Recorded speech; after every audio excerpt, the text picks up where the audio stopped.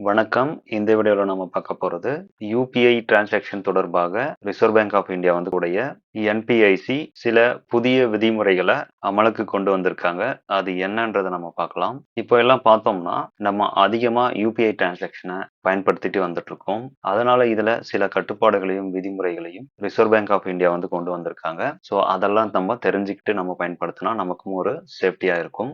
அது என்னன்றத நம்ம இப்ப பார்க்கலாம். இப்பல்லாம் நம்ம பயன்படுத்திட்டு இருக்கக்கூடிய ஜிபே, பேடிஎம், ஃபோன்பே இந்த மாதிரி இருக்கக்கூடிய யுபிஐ ஆப்புகளுக்கு அறிவுறுத்தல் குடுத்திருக்காங்க. என்ன அப்படின்னா, ஓராண்டுக்கும் மேல பயன்படுத்தாம இருக்கக்கூடிய அந்த யுபிஐ ஐடிகள வந்து செயலிழக்க செய்யணும் அப்படின்ற மாரி சொல்லியிருக்காங்க. ஸோ நீங்க ஜிபே மாதிரியான ஆப்ல யுபிஐ ஐடி வந்து ஆக்டிவேட் பண்ணி வச்சிருக்கீங்க அப்படின்னா, நீங்க கடந்த ஓராண்டுகளா சுத்தமா பயன்படுத்தவே இல்ல அப்படின்னும்போது, உங்களுடைய அந்த யுபிஐ ஐடி வந்து க்ளோஸ் பண்ணணும் அப்படின்ற மாரி வந்து சொல்லியிருக்காங்க. ஸோ நீங்க தொடர்ந்து பயன்படுத்திக்கிட்டு இருந்தீங்க அப்படின்னா, இந்த மாரி அவங்க க்ளோஸ் பண்ண மாட்டாங்க.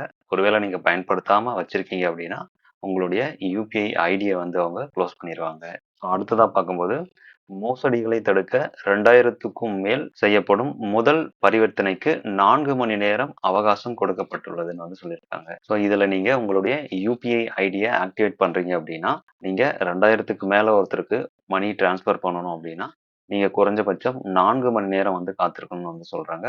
இதுக்கு முன்னாடி வந்து 5000க்கு மேல நீங்க டிரான்ஸ்ஃபர் பண்றதுக்கு 24 மணி நேரம் வந்து வெயிட் பண்ணணுன்ற மாரி சொல்லியிருந்தாங்க. இப்போ 4 மணி நேரம் வெயிட் பண்ணா போதும் உங்களால டிரான்ஸ்ஃபர் பண்ணிக்க முடியும். ஸோ 2000க்குள்ள நீங்க டிரான்ஸ்ஃபர் பண்ற மாரி இருந்தா நீங்க உடனடியா வந்து பண்ண முடியும்.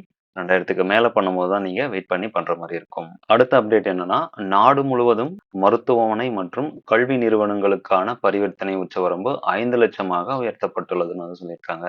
ஸோ இதுக்கு முன்னாடி வந்து நீங்க 5,00,000 வரை டிரான்ஸ்ஃபர் உங்களால பண்ண முடியாது. இதுக்கு மேல வந்து நீங்க 5,00,000 வரைக்கும் உங்களால மருத்துவமனைகள்லயோ, இல்ல கல்வி நிறுவனங்களுக்கோ உங்களால மணி டிரான்ஸ்ஃபர் பண்ணிக்க முடியும். அடுத்ததா யுபிஐ பரிவர்த்தனையிலே வந்து பார்த்தோம்னா, டேப் அண்ட் பே இந்த ஆப்ஷன வந்து எனேபிள் பண்ண போறதா வந்து சொல்லியிருக்காங்க. ஸோ இதுவும் நம்ம டிரான்சாக்ஷன் பண்றதுக்கு ஒரு எளிமையான ஒரு நடைமுறை தான். அடுத்ததா நாடு முழுவதும் யுபிஐ ஏடிஎம்களை நிறுவ ஏற்பாடு. இதன் மூலம் கியூஆர் கோட் ஸ்கேன் செய்து பணம் எடுக்கலாம்னு வந்து சொல்லியிருக்காங்க.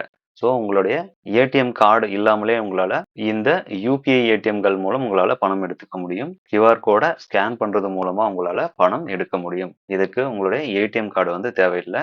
ஏடிஎம்ல நீங்க கியூஆர் கோட ஸ்கேன் பண்ணி எடுத்துக்கலாம்.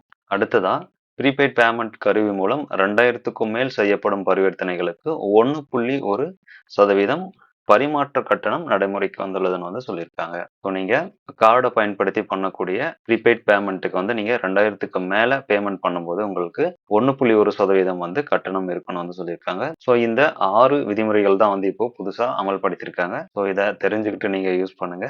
இந்த வீடியோ யூஸ்ஃபுல்லா இருந்தா லைக் பண்ணுங்க. தேங்க்யூ.